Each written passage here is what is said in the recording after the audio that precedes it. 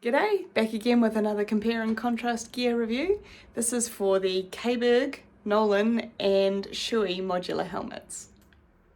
Here we go, here's our job interview with three helmets. We've got the Caberg Horus, around 600 New Zealand dollars. We've got the Nolan N1005 Plus, which is about 800 New Zealand dollars, and the Shoei, which is starts at around 1,000 New Zealand dollars. This colorway was a little bit more, just because I'm vain and I like a little bit of red on my helmets. My lovely Nolan, which is this one here, took a tumble recently and I've replaced it with a Shoei. These two were a comparison that I've been looking at when I first bought this one. The only reason really that I changed was because I had a head shape issue with this one, but it wasn't enough to make me change the helmet before it got dropped. These are all size small, so you can see the Caberg is both taller and wider, and that's because they run fewer shell sizes. The Nolan, I can't remember if it's two, I think maybe two shell sizes that are available there. It's kind of hard to tell, but it's actually a tiny bit bigger than the Shoei. It's slightly wider and slightly taller for that. The Shoei is available in 4 shell sizes. This is the second smallest of those. I actually find this part of helmet design really interesting. It shows you really well the relationship between the lower chin point and the visor and the rest of the helmet. So this is a great example of something that the Caberg does really, really well, which is their visor. It's awesome. It's super wide and it goes super low.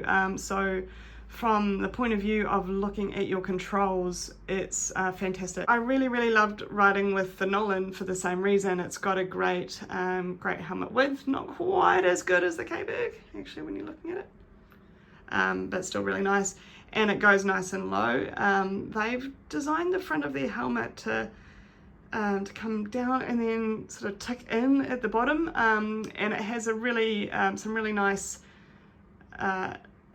results, I guess you'd say, on the underside chin design of this, which I'll show you a little bit later. So that makes it a really nice quiet helmet, but it does have an aerodynamic challenge, which I'll explain. The Shoei is a little bit different to anything else I'd tried on. It's sort of quite a flat helmet underneath the bottom. Of the three, it's got the shallowest visor height. For certain bikes, it's absolutely no problem at all. I imagine anything in a more sporty riding position than I've got, your eye line would be in just the right place. You could see the road and your controls at the same time. For me, my bike's a little bit more upright, so I do have to slightly tilt my head up and down. From a aerodynamic perspective, I think my win here obviously goes to the Shoei. It is aerodynamically designed, but there's two parts that shows up. So first is in the pressure on your forehead as you're driving along, and the second is in making head checks and turns. So really quite easy in the Shoei. You get a little bit of catch on the chin, but it's not a lot. Caberg also I really enjoyed riding with Rob's Caberg, because once again I could flick my head round really easily, which is great for especially urban riding or a bit of motorway lane changing, etc. at speed.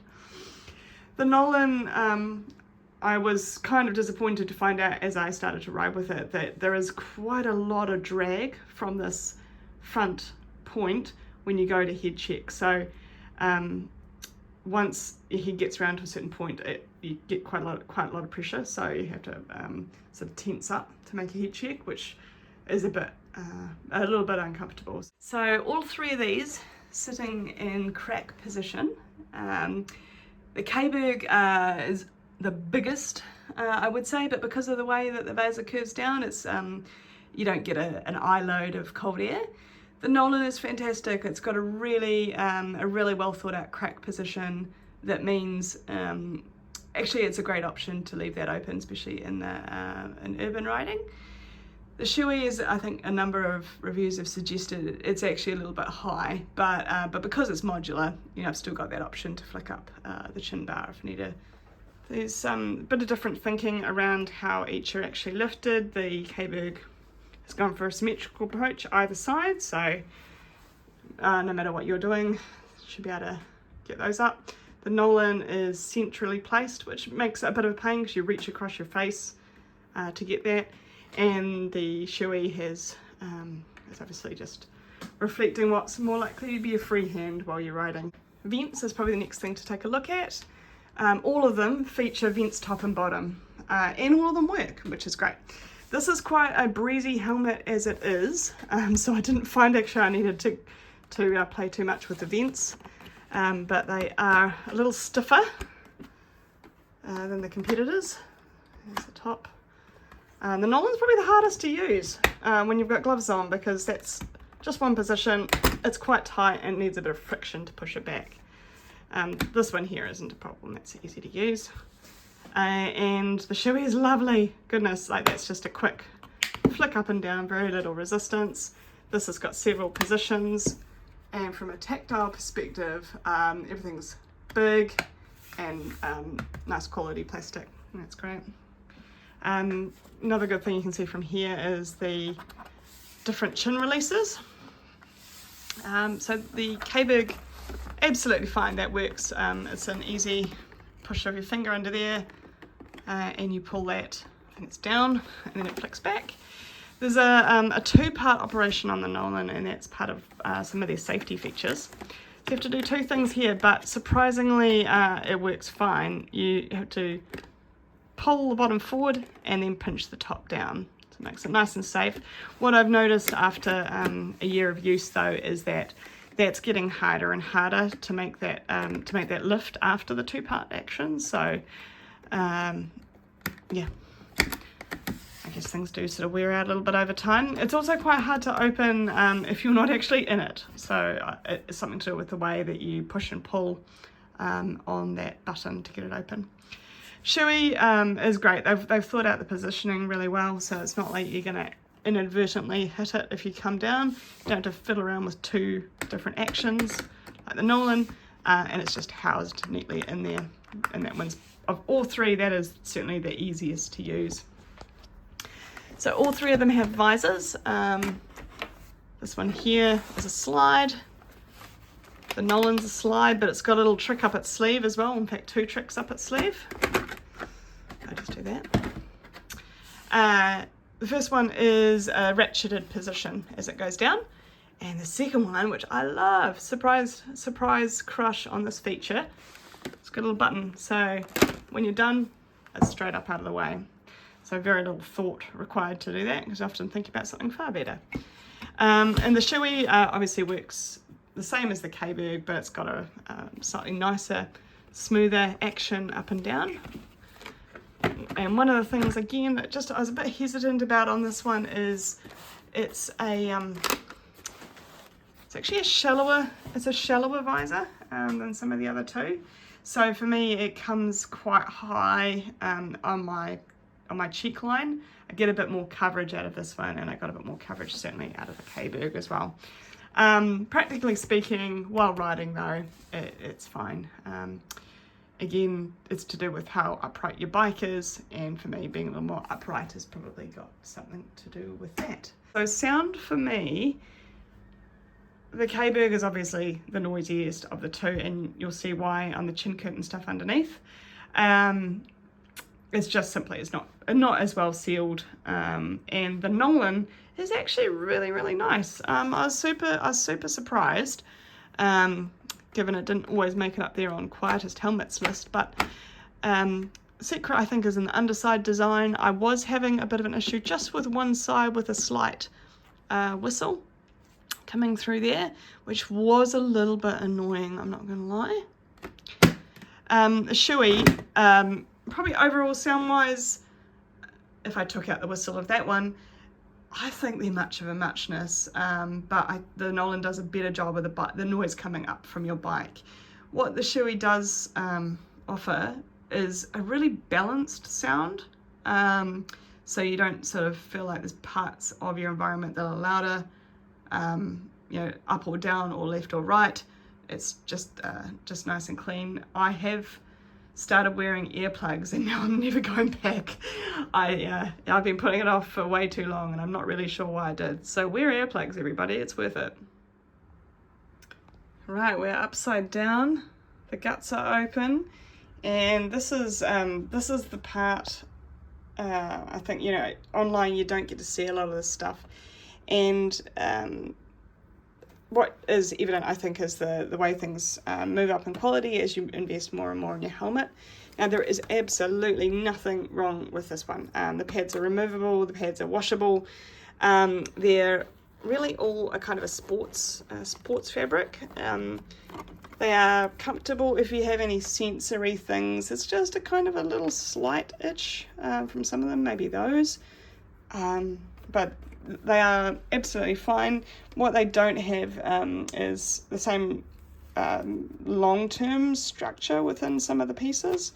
So you can see for this one here, that chin curtain, it's not a very old helmet, but it has started to kind of lose some of its structure that holds it in the most effective position when it's closed.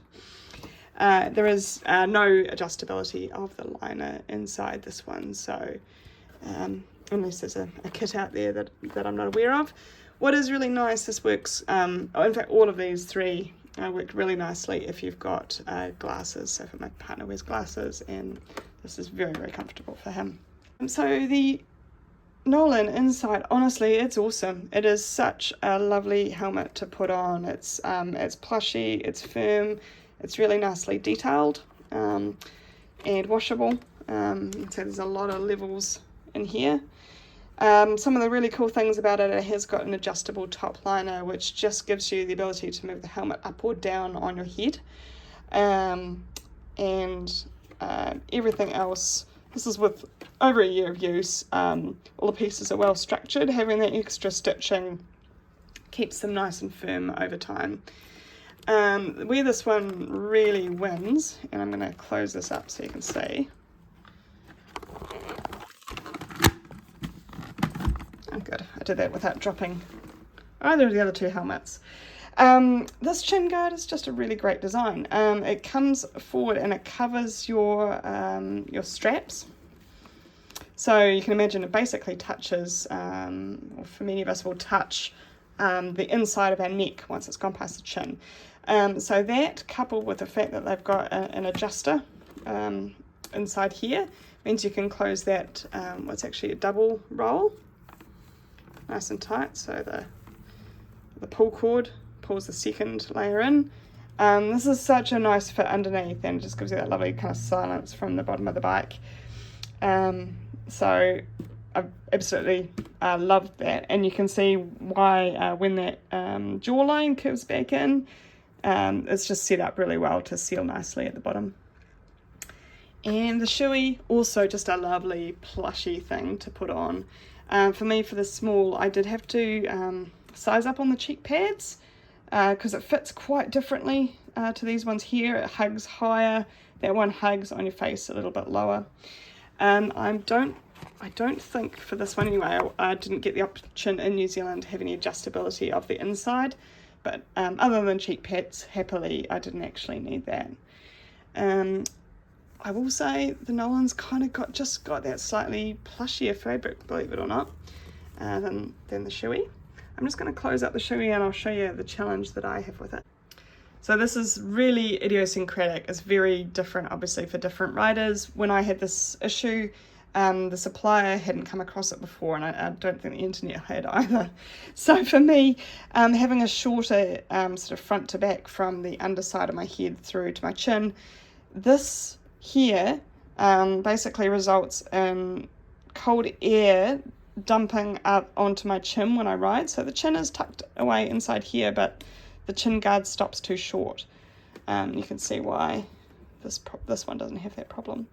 So what I'm going to have to do, I think, is figure out maybe, or make my own replacement chin guard that comes a little bit lower down, and I'm going to steal some ideas from this one here and see if I can make a difference on that one.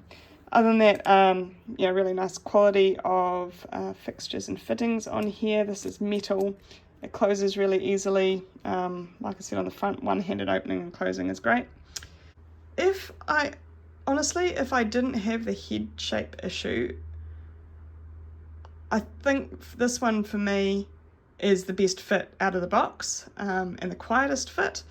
Others might have a different experience with the aerodynamics, so if you do get a chance to test it out before you committed to it, I think that would be a good way to go. But yeah, and I would just say about the Caberg, I was really pleasantly surprised at what a nice helmet that is to ride in from a rider fatigue point of view. So they're all great options, I think, in their price point. Thanks for sticking with me through that long video. I hope it was useful to some of you who are looking at the various options that are available, and just to get that little bit of feedback. I think especially for female riders and people with smaller heads, there's certain parts of the helmet geometry that make more of a difference for us than others. Happy riding, everyone.